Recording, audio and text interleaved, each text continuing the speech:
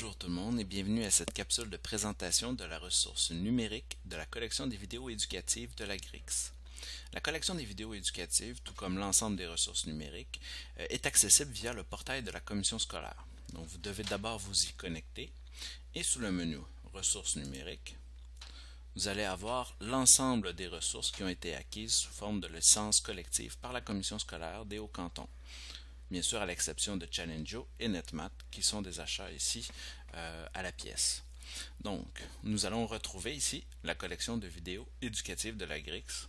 Nous allons cliquer sur l'onglet et automatiquement nous allons être connectés sous notre nom d'utilisateur, dans le fond notre compte, à la banque de la collection de vidéos éducatives.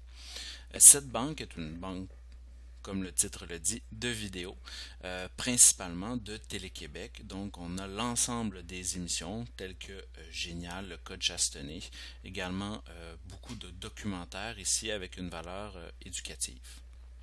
Ce qui est extrêmement pertinent avec cette collection de vidéos, c'est qu'on peut rechercher à l'intérieur de celle-ci, mais également en utilisant la fonctionnalité de recherche avancée, on peut avoir ici une catégorisation selon le cycle, également selon les disciplines et également certaines compétences ici, donc les compétences transversales. Donc il nous est possible, donc je suis enseignant, disons primaire et j'ai de troisième cycle et je veux trouver une ressource ici, une vidéo en mathématiques et en sciences, me donner des idées. Je peux tout simplement faire ma sélection ici, peut-être regarder un peu pour préciser ma recherche certaines catégories, donc est-ce une animation, un documentaire, une dramatique, une entrevue. Donc je peux décider de regarder pour l'ensemble des catégories et de laisser ici vide l'entrée de mots-clés. Donc je vais accéder à l'ensemble de la catégorisation ici de primaire, troisième cycle en mathématiques, sciences et technologies. Donc je vais cliquer ici sur rechercher. Et voilà, on a 1375 vidéos trouvées, donc comme ça pour nous donner des idées d'activités peut-être pédagogiques ou de vidéos permettant le développement de certaines compétences. Donc voilà, le treillis, la symétrie, le projectile de sport, les coins. Donc on voit ici une série de vidéos qui peuvent être exploitées ici en mathématiques, sciences et technologies.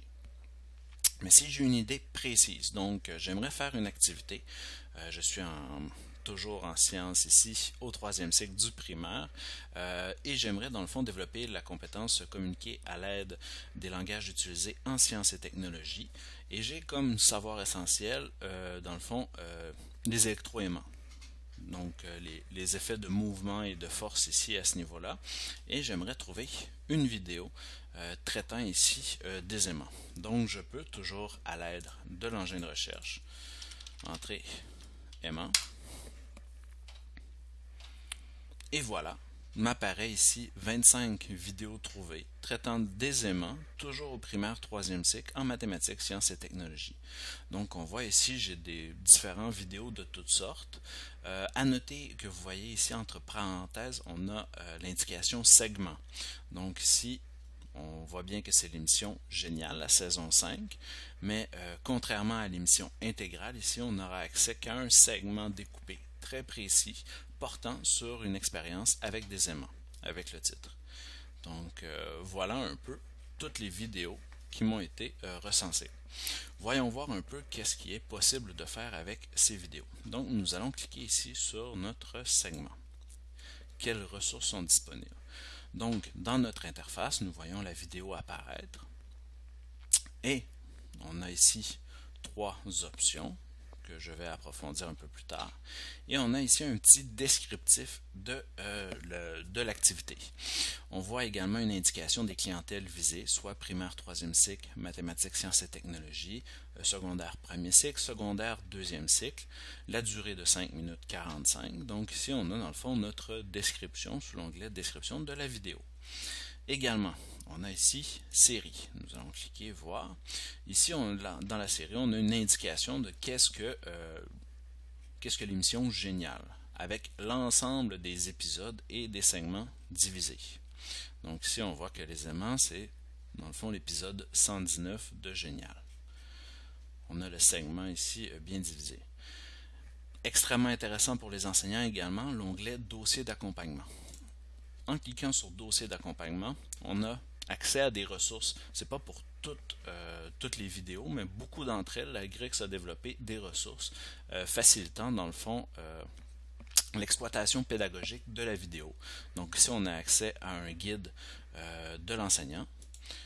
Donc je vais cliquer. On voit ici la démarche expérimentale, c'est génial. Donc on a ici toute une mise en situation et un guide ici pour l'enseignant de l'exploitation de la démarche scientifique derrière le déroulement de l'émission Génial. Donc voilà ici un peu pour ça. Même chose, on a toujours accès ici la démarche expérimentale. C'est génial, donc on a une question de départ. Quelle est la question géniale ici? Donc on voit ici des documents permettant une exploitation optimale de la vidéo, toujours en lien avec le curriculum québécois. On a également ici le carnet de notes, donc on pourrait, en tant qu'enseignant, ajouter une note. Donc si on a besoin ici de se rappeler de certains éléments, on peut toujours ajouter une note à notre vidéo. Maintenant que nous avons vu l'interface d'une vidéo ainsi que les différentes ressources qui nous sont offertes à travers les onglets ici, description, série, dossier d'accompagnement, nous allons voir comment un peu s'organiser à exploiter ces différentes vidéos qui nous sont offertes, en regardant un peu les fonctionnalités de ces trois boutons-ci. Le premier, donc ajouter à, nous permet d'ajouter la vidéo à mes signets. Donc je vais ici cliquer sur mes signets. Ainsi un signet va être apposé sur cette vidéo et comme nous allons le voir tout à l'heure dans le tableau de bord, il m'est plus aisé de la retrouver. Donc je peux ainsi mieux m'organiser. Également, une fonctionnalité assez géniale de la collection des vidéos éducatives, c'est la création ici des listes de lecture. Là, j'en ai créé une préalablement, donc sciences. J'ai la possibilité comme ça de me créer des listes de lecture, donc peut-être par discipline, peut-être par compétence. Donc c'est moi qui définis un peu mon organisation et je peux comme ça rassembler l'ensemble des séquences que je découvre à travers mes explorations. Donc ici, je vais ajouter cette séquence-ci, ce segment, à ma liste de lecture en sciences. Je clique et on voit automatiquement une fenêtre s'ouvrir et l'aperçu ici de la vidéo commencer. Donc, ce qui est intéressant ici, c'est qu'on a la possibilité de, encore là, segmenter la vidéo. Donc, on peut définir, peut-être je juge certains passages superflus pour l'exploitation pédagogique que je veux en faire. Donc, je peux peut-être ici couper peut-être l'animation de l'animateur, donc et passer directement dans le vif du sujet. Saint-Valentin, donc on voit ici que peut-être à 10 secondes, on commence ici déjà la mise en situation de l'activité. Donc ici je vais d'abord nommer cet extrait vidéo, donc activité pédagogique aimant. Voilà un peu. Et je définis ici le temps de début de la séquence. Donc ici, on voit que c'est environ autour de 11 secondes que commence ici vraiment la mise en situation pédagogique de la vidéo. Donc je vais commencer ici l'heure de début à 11 secondes. Et disons que je veux voir peut-être jusqu'à la fin aux explications, donc à 5 minutes 45. Donc à l'heure de fin, je vais définir ici 5 minutes. Et voilà. 45.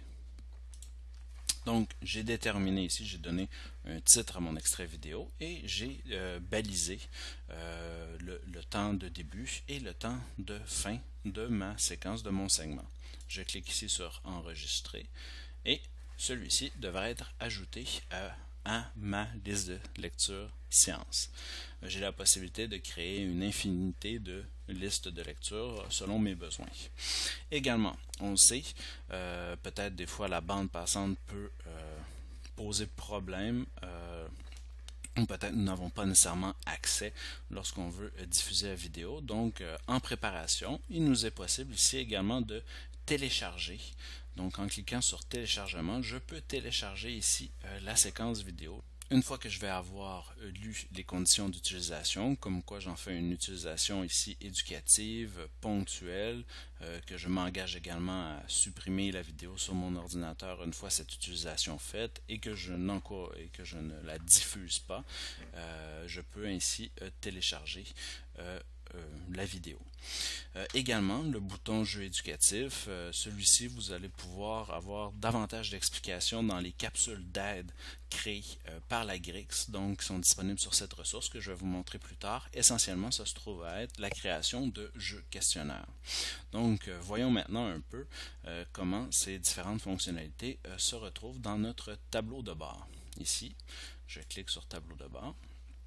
Et donc déjà, quand j'ouvre mon tableau de bord, ici je suis déjà sous le menu Signet et je vois apparaître la séquence vidéo. Donc le segment que j'ai mis, le signet, donc je peux facilement la retrouver.